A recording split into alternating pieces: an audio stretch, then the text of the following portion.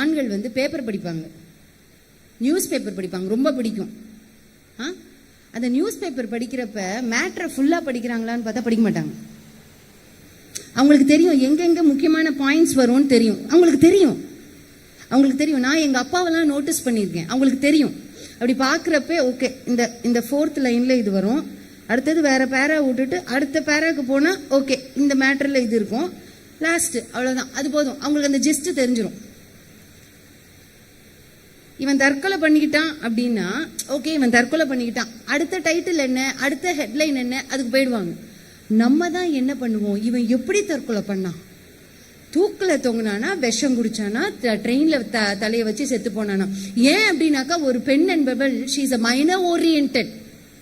எல்லா காரியத்தையும் nook and corner அப்படின்னு தெரியுமா, அந்த கிரெவிசஸ் வரைக்கும் போறவா எவான்னு பாத்தீங்கன்னாக்கா பெண்கள் தான், ஆண்கள் கிடையாது.